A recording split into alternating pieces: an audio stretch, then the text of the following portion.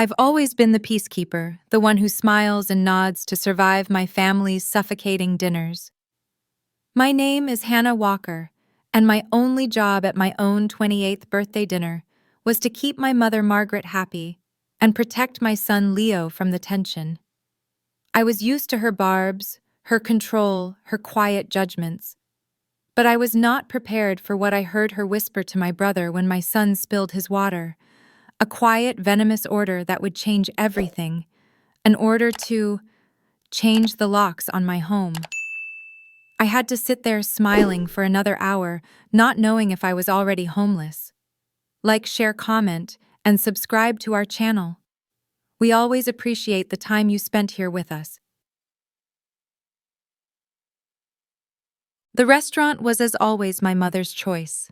It was the kind of place where the silence was heavier and more expensive than the antique silverware.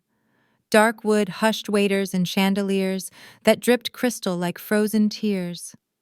Outside, the Portland rain streaked the tall windows, a perfect mirror for the cold dread I'd felt all day. I was 28. This was my birthday dinner. It felt as it always did, like a performance.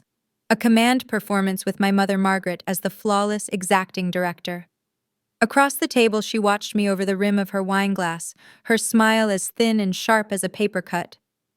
The new preschool is fine, Hannah, I suppose. Though I did hear the Gables has a much more structured curriculum.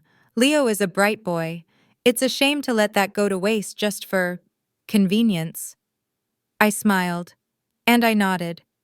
It was the role I'd perfected over a lifetime, Hannah the peacekeeper, Hannah the good daughter. The one who absorbed the tension, who smoothed the rough edges, who never ever made a scene. He loves the art program, Mom. He's really thriving. My father David grunted, his thumb scrolling furiously on his phone. He'd been radiating a low-frequency panic for weeks, his face pale and drawn beneath his expensive tan. Walker Legacy Homes. The family business was his entire identity, and something was clearly wrong with it. "That's good, Han," he murmured, not looking up. My brother Ryan sat to my left, pointedly staring at his untouched bread roll. At 26, he was already a ghost in his father's company, and he looked like he hadn't slept in a week. He couldn't meet my eyes. He'd barely said 2 words to me all night. The only real warm thing at the table was my son Leo. At 5, he was oblivious to the suffocating undercurrents. He was diligently coloring on the paper placemat, his tongue stuck out in concentration, his crayon a blur of sunshine yellow. He was my world. He was the reason I kept playing the part. And that condo, Margaret continued, shifting her critique. I do hope you're keeping up with the association fees. They can be so strict. It was a generous down payment, you know. We just want to be sure you're being responsible. It's hard, I know, on your own. My smile tightened. The condo I paid the mortgage on. The job as a paralegal I worked 60 hours a week for. The life I had built from the scraps of a broken marriage. I felt the familiar hot prickle of resentment and shoved it back down where it always went. Everything is fine, Mom. Thank you for asking. She's just worried, hon, Ryan mumbled at his plate. It was the first thing he'd said in 10 minutes. Exactly, Margaret said, placing her hand over his, a gesture of alliance that was a clear, sharp jab at me. We're a family. We worry.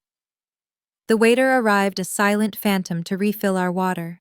And in that moment, Leo, reaching for the red crayon, knocked his entire glass of ice water squarely into the center of the table. It was a sudden, chaotic splash. Leo gasped, his eyes wide. Sorry, Mommy. It's okay, sweetie, it's just water, I said, instantly grabbing my napkin to dam the flood. The waiter, flustered, rushed in with a fresh cloth. My mother looked positively scandalized, as if Leo had just cursed in church. My father didn't even look up from his phone. I've got him, I said, turning to Leo, wiping his hands. You're okay. No big deal. And it was then, in that brief moment of domestic chaos, the clatter of ice, the waiter's apologies, my focus entirely on my son, that I looked up. I looked up just in time to see my mother lean in close to Ryan. Her face was hidden from the rest of the room, her expression shielded. But her voice, though a venomous whisper, cut through the noise and struck me like a physical blow. The reservation is for another hour. Leo is distracted. Go now, change the locks. It's time she understood where home really is. The words didn't make sense. They hung in the air unreal, like a line from a movie I'd misheard. Change the locks. My locks, my home. I stared at her, my hand frozen on Leo's shoulder. The sound of the restaurant, the distant chime of a fork, the murmur of the next table faded to a dull roar. I watched Ryan's face. He went white, a sick, terrified pale that I'd never seen on him before. He looked at me just a flicker, his eyes wide with a desperate, trapped animal fear. And then he nodded. A tiny, jerky movement. He fumbled in his pocket, his hand visibly shaking as he pulled out his car keys. The jingle was obscenely loud in my bubble of silence. He stood up so abruptly his chair scraped backward on the polished floor. "Sorry, hon," he stammered, his voice cracking. "Happy birthday." He couldn't look at me. He looked at our father. "Dad needs me to check on a sight issue. An alarm. Yeah." He turned and fled. He didn't walk. He fled, weaving through the tables and disappearing out the heavy oak doors, leaving a vacuum in his wake. The waiter returned with a small dessert, a single candle burning on a slice of chocolate cake. "Happy birthday, ma'am," he said softly. My mother was already turned back to me, her composure absolute, her smile perfectly reapplied. "Make a wish, Hannah," she said, her voice smooth as silk. I sat there, the blood draining from my face. My son was beside me, my mother was opposite, and my father was checking stock prices. And my brother was gone. Gone to change the locks on my home. I was trapped. Trapped at my own birthday dinner. I looked at the candle, the small solitary flame. I knew with a certainty that chilled my bones that I had to sit there. I had to smile. I had to eat the cake. I had to pretend for another 45 minutes, all while knowing with every passing second that my key was becoming useless, that my home was no longer my own. The drive home was a 20-minute eternity, a smear of wet asphalt and strobing reflected headlights. My windshield wipers fought a losing battle against the downpour, their rhythmic thwack, thwack, thwack, a frantic percussion against the roar in my ears. It's a sick joke. I kept telling myself, my knuckles bone white on the steering wheel. A twisted, truly, horribly cruel joke, but a joke nonetheless. My mother was controlling, yes. She was manipulative. She was suffocating. But she wasn't this. She wouldn't lock me and her 5-year-old grandson out of our own home in the pouring rain. She wouldn't. The rain hammered the roof, a violent drumbeat that matched the pulse in my throat. Leo was a warm, heavy lump in his car seat behind me, fast asleep, his face peaceful in the dim glow of the dashboard. That peace was the only thing keeping my own panic from boiling over. She couldn't. She wouldn't. I pulled into my assigned spot, the one I paid for every month, the one my mother had once called a good starter spot. I turned the engine off, and the sudden silence was deafening, broken only by the rain and Leo's soft breathing. I sat there for a full minute, just breathing. "Get it together, Hannah. You're fine. The key is going to work." I unbuckled Leo, his body slumping against me, all dead weight and sleepy, sweet breaths. I balanced him on my hip, grabbing my purse and his small backpack, and made the dash from the car to the building's main door. The rain was cold, soaking the back of my neck instantly. The elevator ride up to the 3rd floor was the longest of my life. The air was still and close, smelling faintly of stale air freshener. The hallway was silent. 3B, my door, my home. The brass numbers gleamed under the fluorescent light. I juggled Leo's weight, shifting him to my other hip so I could get my keys out. My hand was shaking. "Stop it." I isolated the key, the one with the small yellow H I'd put on it. "Please, please, please." The key slid into the lock, and then it scraped. A high metallic shriek that set my teeth on edge and shot ice straight into my heart. It stopped not even halfway in. It wouldn't turn. It wouldn't push in any further. It wouldn't even pull back out. It was just stuck. Panic, absolute and cold, seized my throat. No, I whispered. No, no, no, no. I jiggled it, desperation making my hand clumsy and slick. I pushed with my shoulder as if the force of my body could will the tumblers to turn. The door didn't budge. The key was a useless piece of metal wedged in its own lock. We were locked out. Leo stirred against my chest, woken by the motion, his face burrowing into my neck. "Mommy, we home." His sleepy voice shattered my paralysis. "Just a second, sweetie," I said, my voice high and tight, unrecognizable. "Mommy's key is... it's stuck. It's just stuck." I propped him against the wall, his small body sagging, and pulled out my phone. My fingers felt like sausages, numb and stupid. Ryan. I called Ryan first, straight to voicemail. Of course, his ringer was probably off his phone, probably buried in his pocket as he drove back to the restaurant, sick with what he'd done. Or what he'd been ordered to do. I dialed my mother. She answered on the second ring, her voice as smooth, as unbothered as if she were commenting on the weather. "Hannah, is something wrong? It's terribly late." The calculated calm of it, the lie of it, made me want to scream. "Mom," I said, fighting to keep my voice even. The hallway walls felt like they were closing in. "My key isn't working. It's stuck in the lock. I can't get in my condo. Did Ryan, did you?" A perfectly timed theatrical sigh. "Oh dear. You sound hysterical, Hannah. You work far too hard, you know that. You get yourself all worked up." Hysterical. The word she always used. The dismissal. The one-word tranquilizer dart to invalidate anything I felt. "Of course not," she said, her voice dripping with a cloying false concern that made my skin crawl. "Your lock is probably just broken. Those condo builders, you know, they use the cheapest materials. Not like your father's homes. It's not safe to be in the hallway like that this late." And then the steel trap. The real reason for the call. "Why don't you and Leo just come stay with us tonight? It's safer here. I'll leave the porch light on for you." Come stay with us. The invitation wasn't a comfort, it was a cage. It was the final move in her chess game. Get me out of my space and back into hers, under her roof, under her control, where I'd be a daughter again, not a woman. She wanted me stranded. She wanted me desperate. She wanted me to come crawling back, dragging my son behind me. The cold reptilian clarity of her plan snapped my panic into pure, focused rage. "No," I said. The word was quiet, but it felt like stone in my mouth. "I won't be doing that." I hung up before she could reply. My hands were still shaking, but not from fear anymore. From fury. I scrolled to Chloe, my best friend, my found family, my anchor. She answered on the first ring, her voice thick with sleep. "Han, what's up? It's like 1 a.m. My voice broke the terror and the anger and the raw disbelief pouring out in a torrent. "Chloe, I need you. My mom,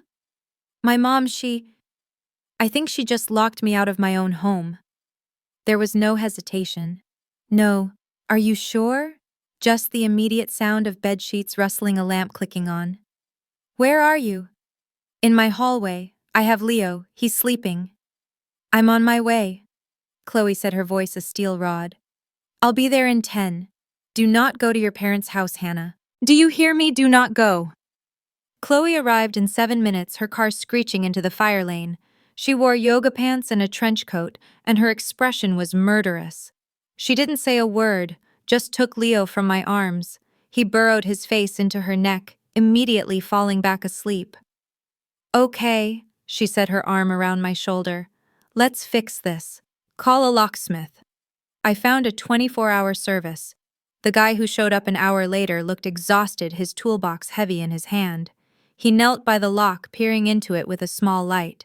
He whistled low and long. Wow, someone really did a number on this. He spent 30 agonizing minutes drilling, picking, and cursing under his breath. Chloe and I just stood there watching.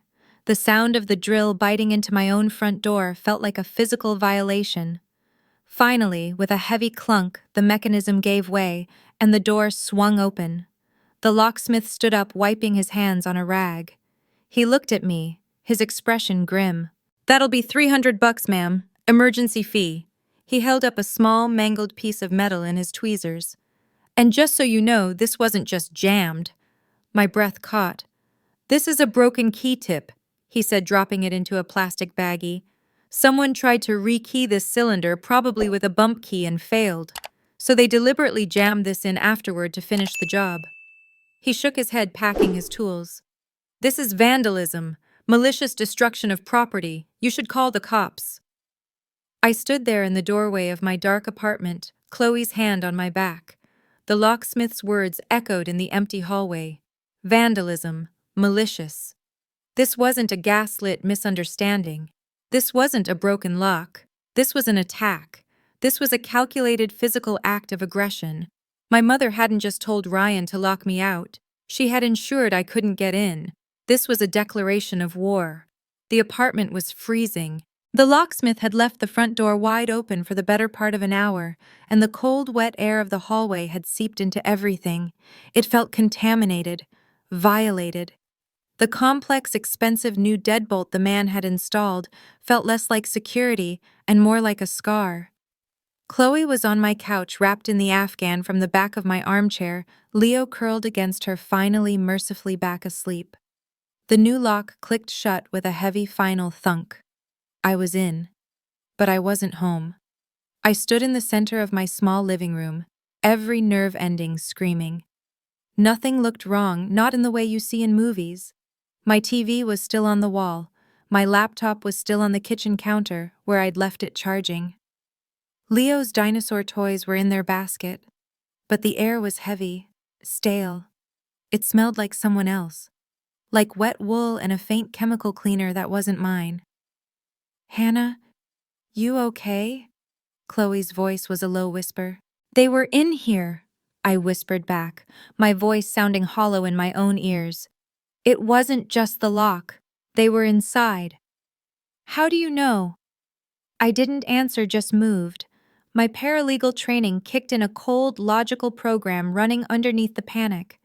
This wasn't a robbery. This was targeted. They wanted something. What did they want? My feet carried me as if on their own to the small alcove that served as my home office. It was just a desk, a chair, and a simple two-drawer gray metal filing cabinet tucked beside the bookshelf. Everything looked fine. The lamp was off. The papers on my desk were in their neat stacks. The filing cabinet was locked. I let out a breath I didn't know I'd been holding. A small, stupid surge of relief. Maybe I was wrong. Maybe they just came in, saw there was nothing to steal, and left. Maybe the jammed lock was the whole point, just a cruel power play. And then I saw it. My gaze snagged on something wrong, something so small and so out of place it screamed. On the desk, right next to the base of my monitor, sat a single key on a plain silver ring. It was the Walker key. My stomach dropped into my shoes. That key, the emergency key my mother had insisted on having. Just in case, Hannah, you're a single mother, what if something happens, did not belong on my desk. It lived in the back of the silverware drawer in the kitchen, buried under soy sauce packets, rubber bands, and old pens. It never moved. I hadn't seen it in 6 months. They were inside. They had a key. My mother had given someone a key. My hands, which had finally stopped shaking, started again, this time with a violent, uncontrollable tremor.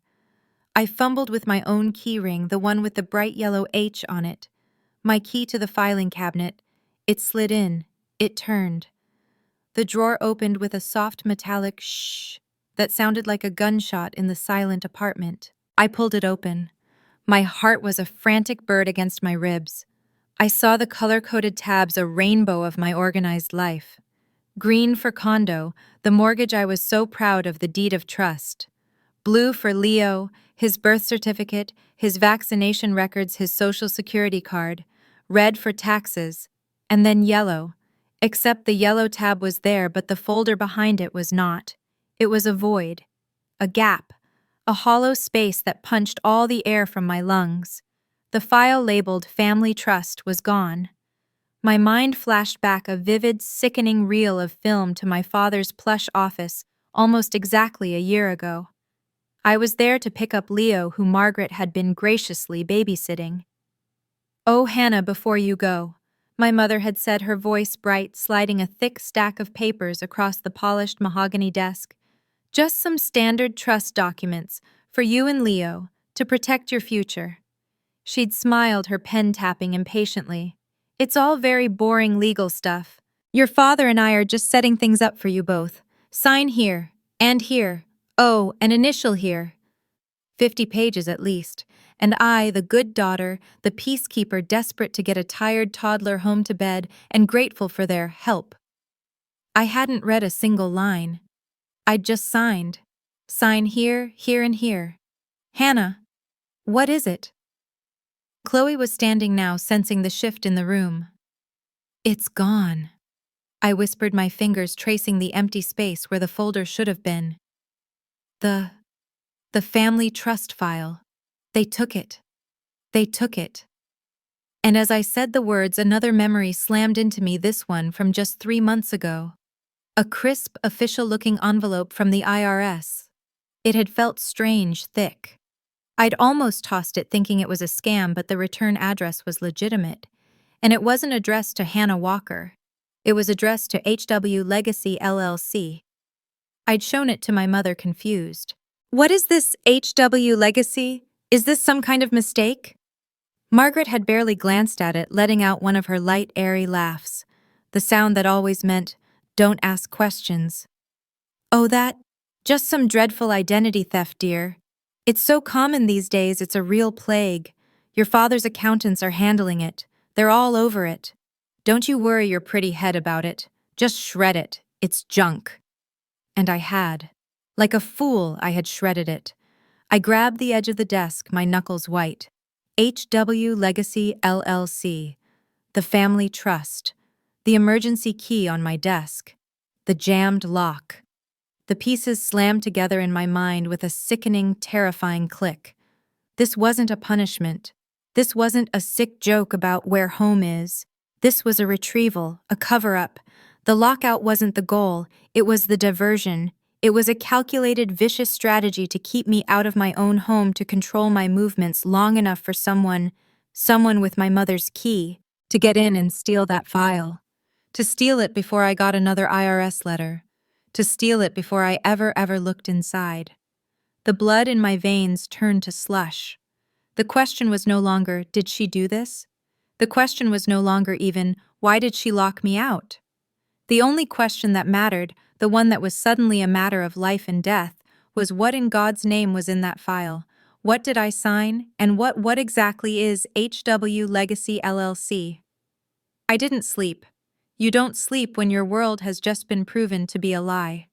Adrenaline is a strange, brittle fuel. It burns hotter than fear and leaves you hollowed out. At 7 a.m. on the dot, I was at Chloe's door, my knuckles rapping a rhythm I hadn't realized I'd memorized. Leo was a sleepy, warm weight in my arms, his face buried in my neck. "Mommy, why is Chloe here? It's dark," he mumbled, his breath puffing against my skin. I hugged him, my eyes squeezed shut, trying to brand the simple, innocent scent of him into my memory. "You're going to have a super fun day with Chloe, Bug. A special adventure day."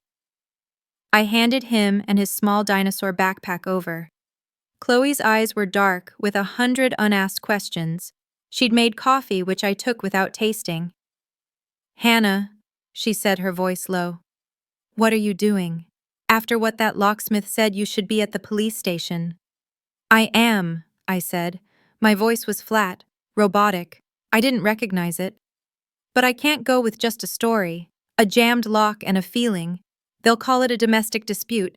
They'll call my mother, and she'll charm them, and I'll look hysterical, just like she said." "So what's the plan?" "I know where the real file is," I said, the coffee cup shaking in my hand.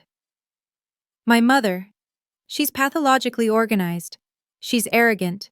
She would never have only one copy of something so important. She keeps copies of everything, and I know where." The drive to my childhood home was an out-of-body experience. The same tidy tree-lined streets of my entire life. The same sprawling faux Tudor homes my father's company had built monuments to beige conformity. But I wasn't the daughter today. I wasn't the peacekeeper. I was an infiltrator. My old worn-out house key, the one I hadn't used in 5 years, was a cold weight in my palm. I parked 3 streets over and walked the damp morning air chilling my face. I let myself in through the side door, the one that led to the mudroom. The key turned with a soft, oiled click. The house was silent, sterile. It smelled exactly as it always had: expensive lemon polish, old money, and my mother's faint, ever-present Chanel perfume. They were at the office. They were creatures of iron-clad routine. I was a ghost in my own past, my sneakers silent on the polished hardwood floors. I didn't pause. I didn't look at the family photos on the mantel, the curated lies of our happiness. I went straight to the linen closet at the end of the upstairs hall and stared at the simple braided cord that hung from the ceiling. The attic. The one place in the house my mother hated. It was dusty. It was unorganized. It was perfect. My hand was shaking as I pulled the cord. The stairs unfolded with a groan of old protesting wood. I climbed, my heart hammering a frantic, muffled rhythm against my ribs. I pulled the stairs up behind me, the door thudding into place, plunging me into a dim, dusty twilight. The air was cold still and smelled sharply of cedar, old paper, and decay. Dust motes danced in the single weak beam of light from a small round window at the far end. This was the graveyard of our family's history. Boxes labeled Ryan Little League. Trunks of my old ballet costumes. I moved past them, my breath clouding in front of me, toward the far corner, the one tucked behind a stack of my grandmother's awful gilt-framed oil paintings. And there it was, bolted to the floor exactly as I'd remembered. A 2-foot-high fireproof sentry safe. My mother's arrogance. Her ultimate control. My fingers, numb and clumsy, went to the combination dial. What would it be? Her birthday, their anniversary? No. It would be something she owned, something she'd created. I spun the dial. 10, 23, 97. My birthday. The handle turned. A rush of cold, stale air hit my face as I pulled the heavy, insulated door open. It was packed, meticulously organized. Binders, files, jewelry boxes, and right on top, a thick red accordion file labeled in my mother's perfect sharp-angled script, Walker Family Trusts. I pulled it out. It was heavy. I sat on the dusty floorboards, my back against a trunk of my father's old college textbooks, and opened it. My blood felt like it was turning to slush. Subfolders. David, Margaret, Ryan, and then HWL. My initials. It wasn't a folder, it was a brick. It was 3 inches thick. I pulled the contents out, my hands trembling so badly I almost dropped them. The first page wasn't a trust document. It was Articles of Incorporation. HW Legacy LLC. Owner Hannah Walker. Principal address my condo. My breath hitched. I kept pulling. Deeds, 3 of them. A duplex in Gresham I'd never even heard of. A commercial property on 82nd Avenue. A plot of undeveloped land out in Clackamas County. All legally bindingly owned by HW Legacy LLC. Then the bank statements, page after page, Cayman Islands. The name on the account, HW Legacy LLC. The balances. My vision swam. I wasn't just seeing thousands, I was seeing millions. A dizzying, complex flood of transactions. Money moving in from offshore accounts, money moving out to suppliers for Walker Legacy homes, and then the last stack. The loan applications, the corporate filings, the tax returns, page after page after page, all signed with my name. It was my signature, my exact signature. Every loop, every slant, the way I flick the H in Hannah. It was perfect. It was flawless. And I had never ever, not once in my life, seen these documents before. I dropped the papers onto my lap. The attic felt like it was shrinking the air too thin to breathe. The IRS letter, HW Legacy LLC, the identity theft, the frantic, desperate need to get that file from my apartment, the lockout. It wasn't a trust. It wasn't a gift. It wasn't to protect my future. It was a shield. I wasn't a beneficiary. I was the shield. I was the firewall. I was the goddamn fall guy. They had built a multi-million-dollar criminal enterprise, a laundromat for their failing fraudulent construction business, and they had put my name on the door. When it all came crashing down, I was the one who would be indicted. I was the one who would go to prison. I was the one who would lose my son. A wave of nausea so profound, so violent, it made me double over, gagging on the dust and the truth. I was still gasping, the forged deeds clutched in my fist, when I heard it. A low mechanical rumble from directly below my feet. The distinct groaning complaint of the garage door opening, the sound of a car engine, then silence. A car door slammed. My entire body went rigid. My blood turned to ice. My father. He was home. He was in the kitchen 2 floors directly below me, and I was trapped. Trapped in the dark, cold attic, holding a box full of the evidence that would destroy their entire world. I didn't breathe. I didn't move. My father's footsteps were on the main staircase, the solid, heavy thud of his dress shoes on the oak. He was heading for the second-floor landing. The kitchen. He was in the kitchen. I could hear the click of the coffee maker, the scrape of a mug. Then his voice, low and strained. "Margaret, just listen. She's not at the condo. Ryan drove by again, the new lock is on, and her car isn't there." My heart stopped. Ryan drove by. Again. They were hunting me. A pause. My father's voice dropped, thickened with a fear I had never heard in him before. "No, I don't know where she is." "How should I know?" "Look, just call Vince again." "Are you sure he got the right file?" "What do you mean he grabbed the folder?" "The yellow folder, Margaret, that's not—" "Yes, I'm sure." "Margaret, Vince confirmed he took the file. It has to be a misunderstanding. She can't know anything." Vince. The name hit me like a bucket of ice water. Vince. Vince Petrov. A disgraced alcoholic ex-contractor my father had supposedly fired 2 years ago for stealing materials. He was a brute. A man with a criminal record. They hadn't sent Ryan, my weak, malleable brother. They had sent a stranger, a criminal, to break into my home. The realization was so cold, so brutal, it almost made me pass out. Vince must have failed. He must have grabbed the wrong file in his haste or couldn't find it, and my mother, realizing her man had failed, had initiated the backup plan, the lockout, to keep me away, to make me hysterical and vulnerable until they could figure out how to get back in. That was it. I grabbed the stack of papers, the articles of incorporation, 2 of the forged deeds, a single Cayman bank statement, and shoved them down the front of my jacket, the cold, sharp edges scraping my skin. I left the safe wide open. I left the red file on the floor. I didn't care. I fled, my sneakers silent, on the narrow attic steps, down the old, unused servants' staircase. I didn't look back. I slipped out the mudroom door as my father was still ranting into the phone, and I ran. I ran 3 blocks to my car, sucking in the damp, clean morning air, the documents a rigid rectangular shield against my hammering heart. I didn't drive to Chloe's. I drove downtown, my hands shaking so badly I could barely hold the wheel. I called her. "I'm safe," I said, my voice a strange croak. "I have it. I have the proof. I need your cousin, the lawyer, now." Chloe's cousin, Jessica Chen, had an office of glass and steel on the 30th floor overlooking the entire city. She was a defense attorney, a shark, and she didn't look surprised by anything. I must have looked like a wild animal. Chloe met me in the lobby, and we rode the elevator up in silence, her hand a warm, steady pressure on my arm. I didn't cry. I was too cold for that. I walked in, and before Jessica could even say hello, I dumped the papers on her polished glass desk.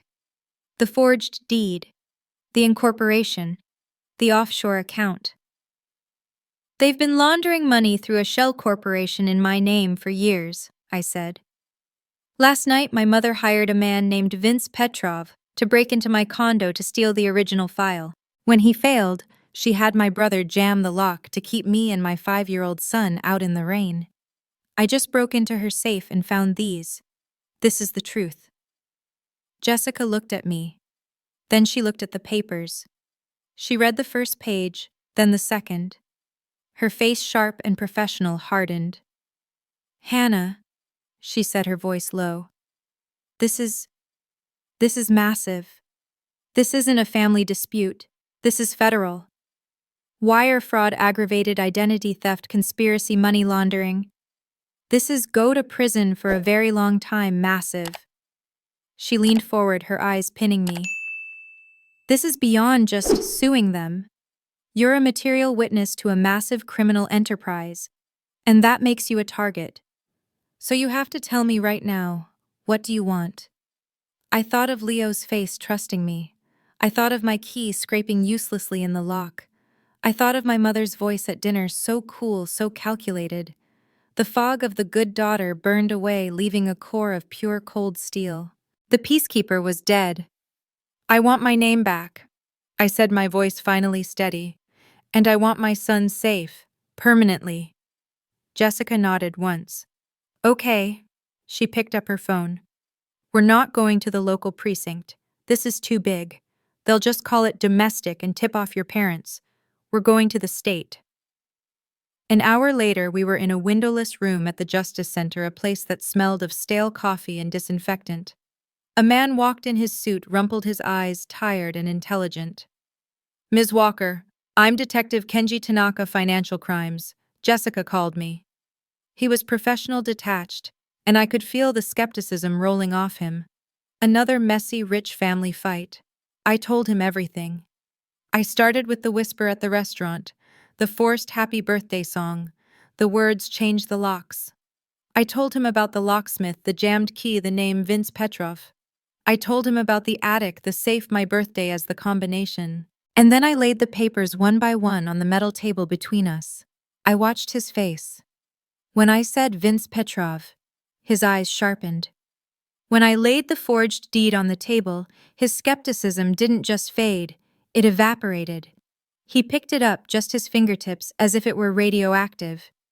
He looked at the signature, then at my driver's license, which Jessica had provided. He looked at the Cayman Islands bank statement, his focus becoming absolute. "HW Legacy LLC," he read aloud, his voice flat. He looked up at me, and his expression was no longer skeptical. It was chilling.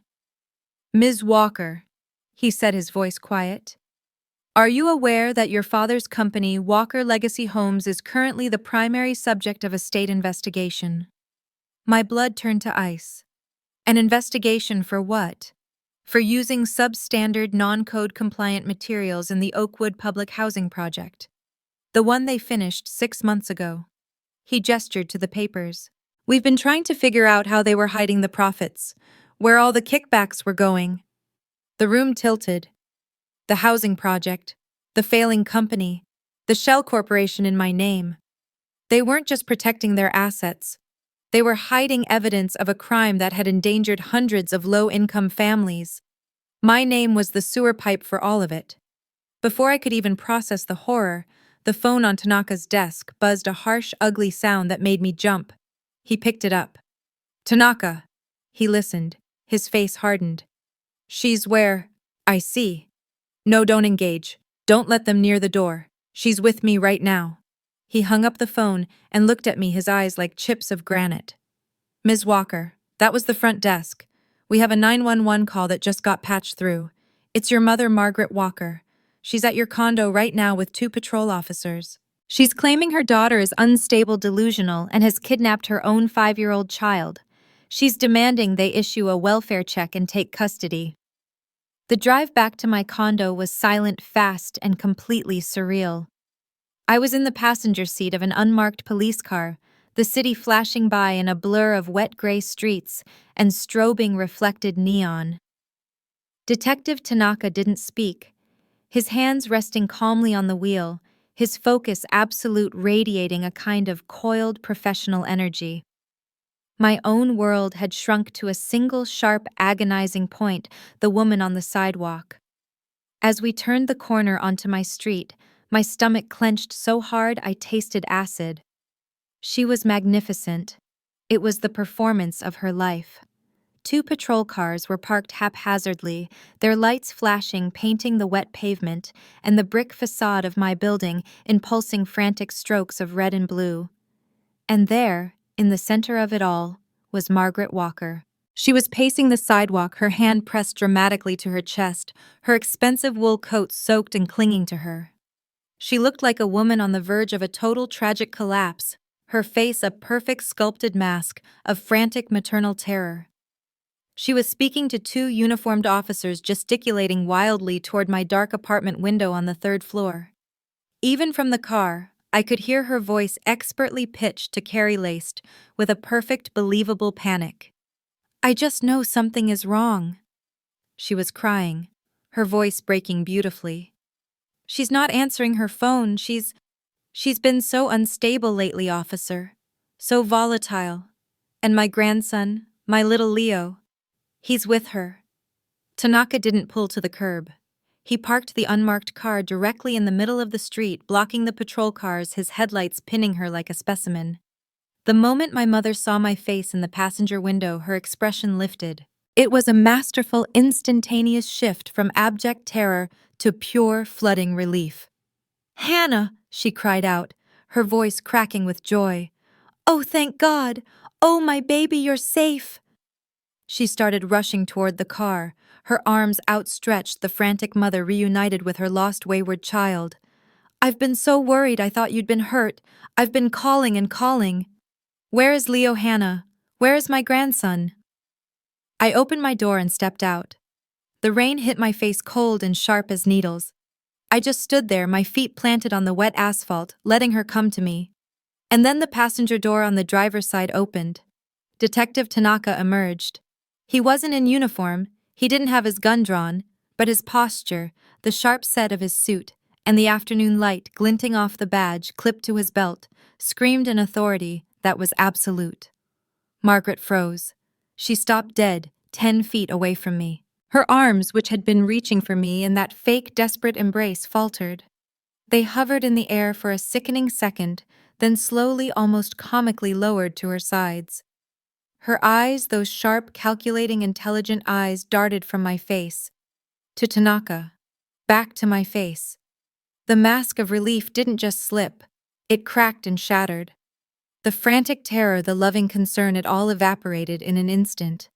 It was replaced by a flicker of something cold, confusion, annoyance, and then pure, unadulterated calculation.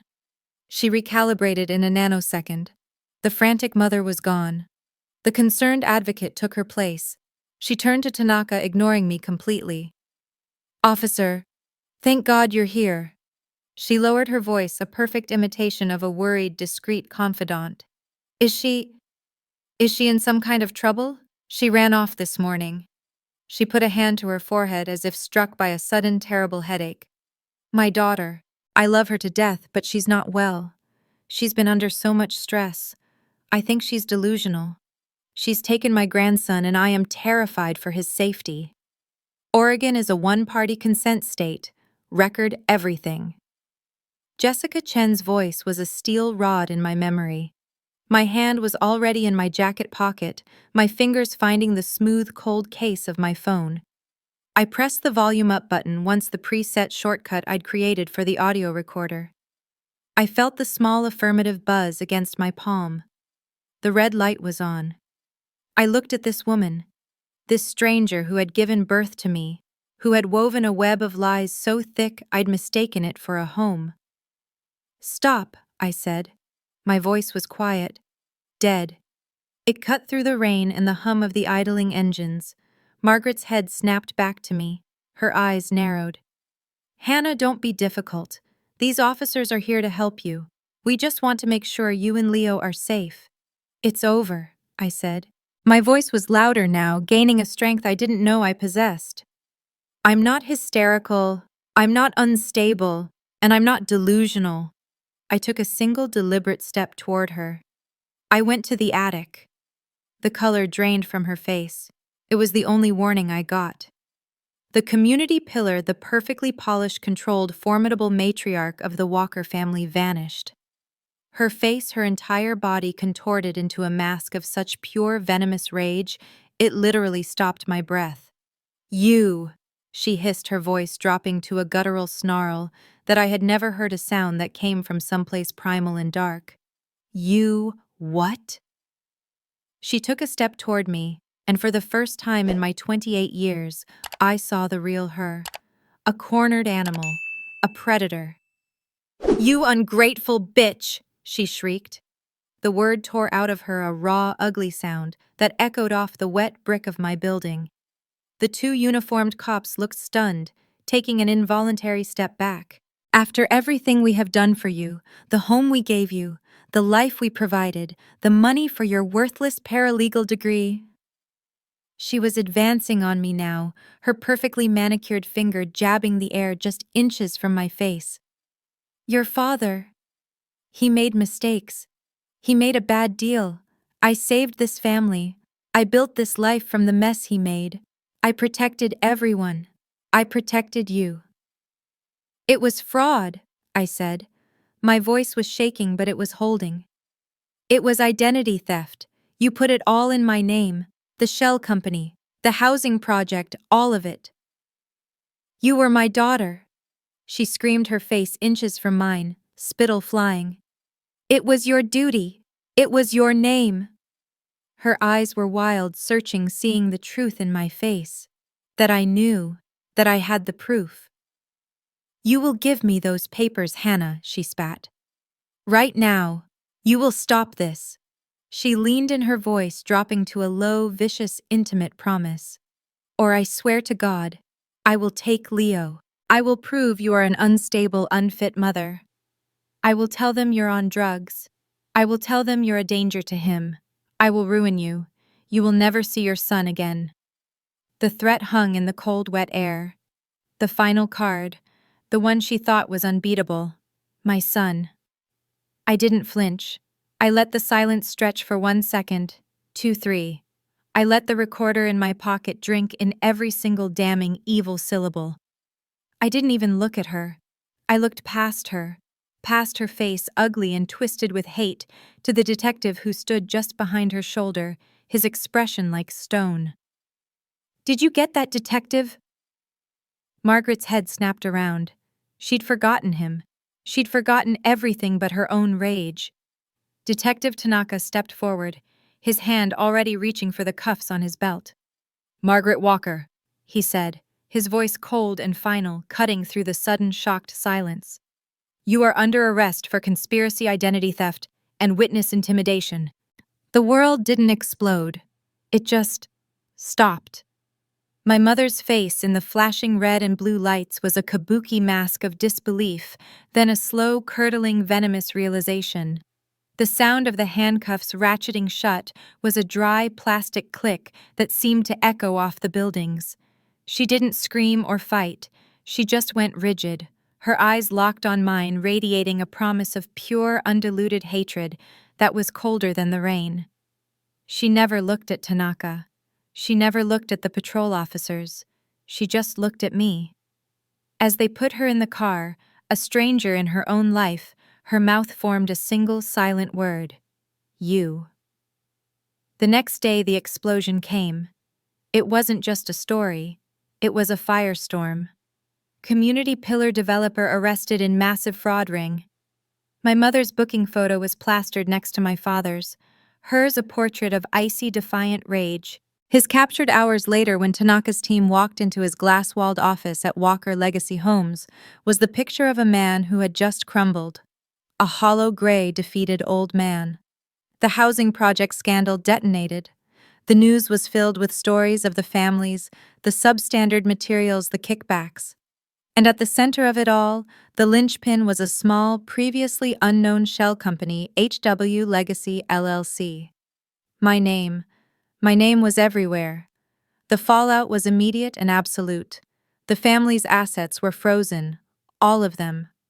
Which meant I learned in a single brutal phone call from a bank That my condo, the condo whose mortgage had been secretly routed through HW Legacy LLC as a form of payment, I never understood was part of the criminal seizure. I had 48 hours to vacate. The war was over, and I was homeless. It's not a war, Chloe said, her voice a steel rod as she packed my kitchen into cardboard boxes. It was an exorcism, and you're not homeless. You're just moving in. Leo gets the spare room. You get the couch. We'll make it work. The following months were a blur of legal gray linoleum and the smell of bad coffee. My brother Ryan was charged, but he crumpled just as fast as my father. He cooperated fully. He gave the state everything, every backroom deal, every whispered directive from our mother, every single lie. He testified against them both. In exchange, he got 5 years of probation and a felony record that would shadow him for the rest of his life.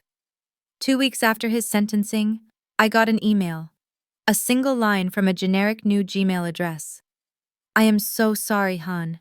I was a coward. I stared at the words. Coward. It was the truest word he'd ever spoken. I didn't reply. I just archived it.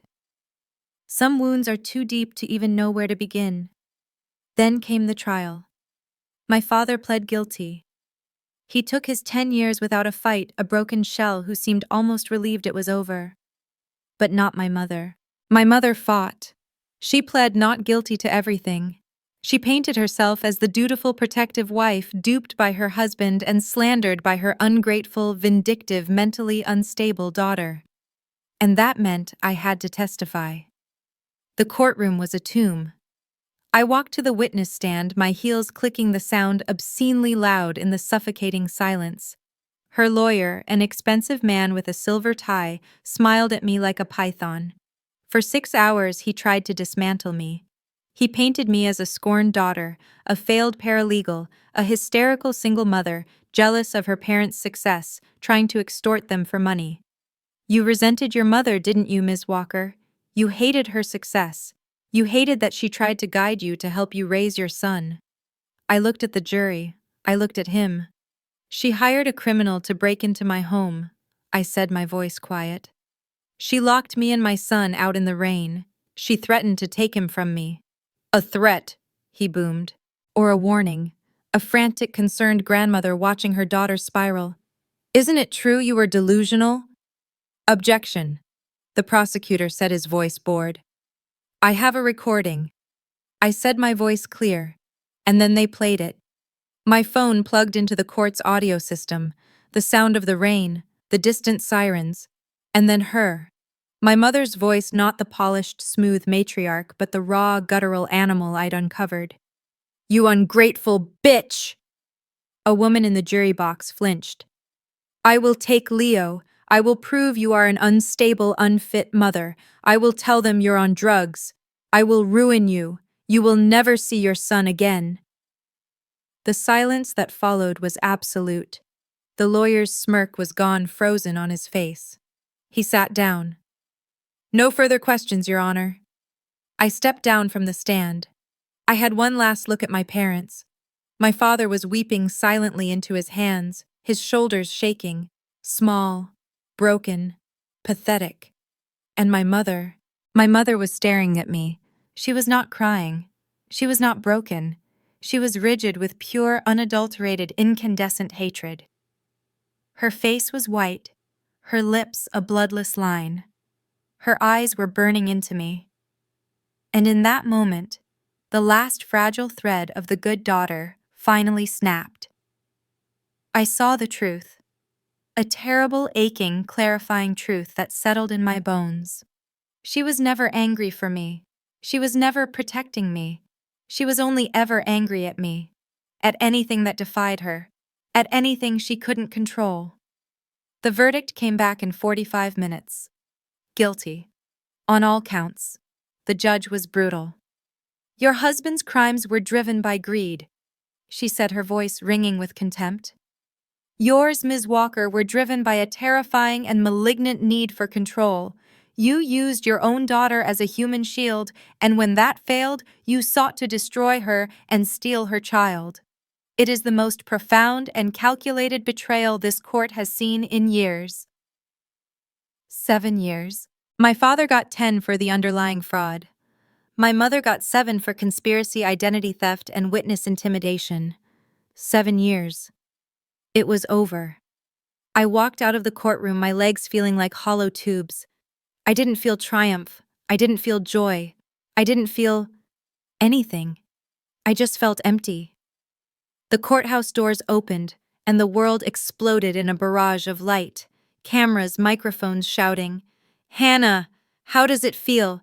Ms. Walker, justice for the families. Hannah, was it worth it?" The flashbulbs were blinding, white hot, erasing the world. I couldn't breathe. Then Chloe was there, her arm like a steel bar around my waist, shoving a path through the media swarm. "Get back! Get back!" she yelled, shoving me into the passenger seat of her car, slamming the door. She jumped in and hit the locks, peeling away from the curb, leaving the crowd behind. I just sat there numb, staring at the raindrops sliding down the passenger side window. The war was over. My entire life was rubble. My family was gone. My home was gone. My past was a lie. I looked at my own reflection in the glass. The face staring back was a stranger's. Her eyes were shadowed, her expression unreadable. She looked exhausted. She looked 10 years older. But she was free. It was the face of a woman I didn't recognize at all. And I was just finally starting to meet her. 1 year later. The sun is a bright, buttery, almost shocking yellow, spreading across the crowded lawn of Mount Tabor Park. It's hot. The air doesn't smell like rain and fear. It smells like barbecue smoke, cut grass, and sunscreen. A portable speaker is playing old soul music loud enough to make the picnic blanket vibrate. A dozen different conversations are happening at once, punctuated by shrieks of laughter and someone yelling, "No, the other cooler." It's chaotic, it's messy, it's loud, and it is the safest I have ever felt. I watch Leo, now 6, chase a bright red frisbee, his own laughter sharp and easy in the afternoon air. He's taller. He's lost his 2 front teeth. He's okay. We live in a 2-bedroom apartment in Laurelhurst, small with creaky hardwood floors and a radiator that clangs in the winter. It is 1,200 square feet of ours. The bank isn't a shadow. My mother's name is on no piece of paper. Every nail in the wall holding up Leo's crayon drawings is mine. The Walker legacy, as the papers called it, is gone. The sprawling Tudor house I grew up in, the monument to my mother's control, was sold at a federal auction. The assets, every last offshore cent, were seized and liquidated to help pay back the families of the Oakwood housing project, the people my father's fraud had endangered. I lost my inheritance, my childhood home, my entire past. It was the easiest, cleanest break I ever made. I work at a new law firm now. A small, noisy 3-woman operation that specializes in financial crimes and victim advocacy. I help people, mostly women, untangle the complex, suffocating legal knots tied by people who were supposed to love them. I am good at it. I know exactly where to look for the lies. "Hannah, get over here, Walker," Chloe yells, waving a spatula that is actively on fire. "You're on burger flipping duty, and I'm officially delegating." This is her annual found family picnic, a tradition she started the day I moved in with her when I was a homeless, numb ghost in her spare room. It's a loud, sprawling, beautiful collection of her cousins, her college friends, my new work colleagues, and a few other strays we've picked up along the way. It is the absolute chaotic, loving opposite of a Walker family dinner. I see him before he sees me.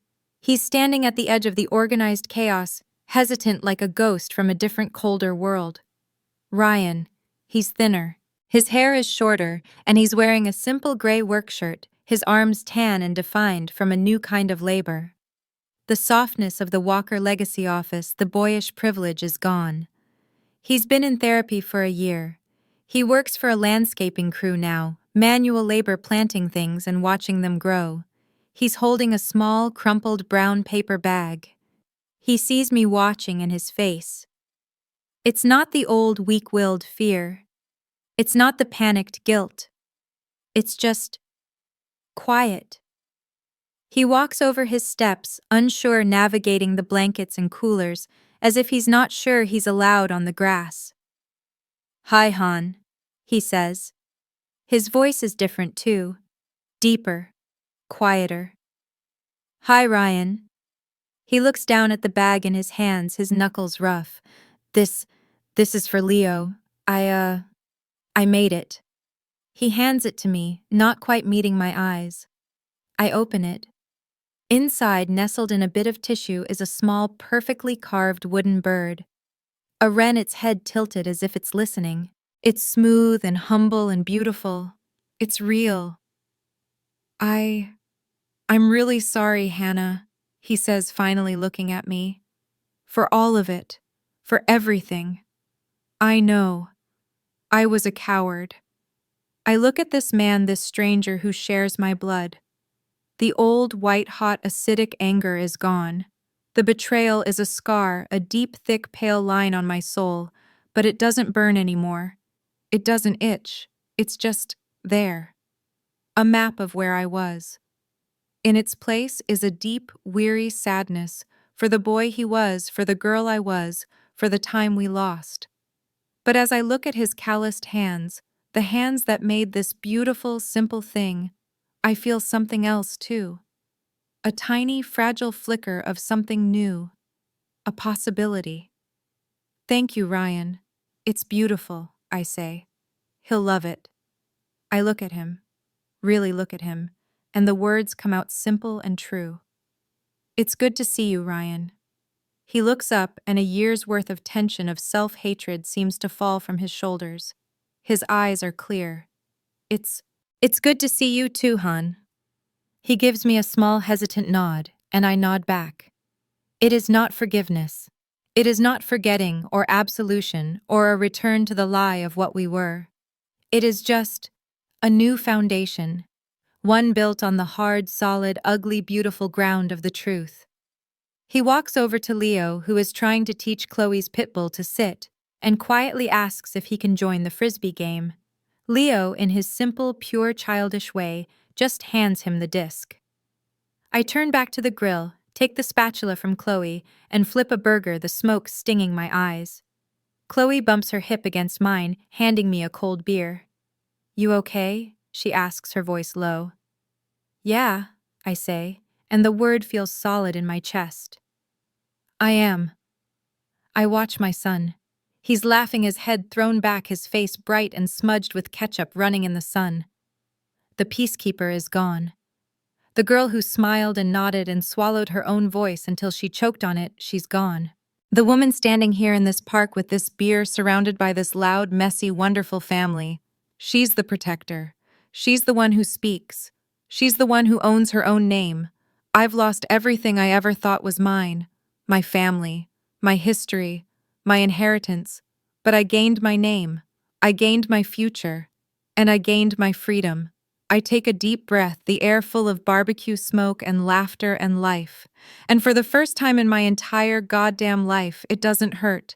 It just fills my lungs. And so Hannah finally closed that chapter, trading a legacy of lies for a future built on her own terms. What did you think of Hannah's final choice?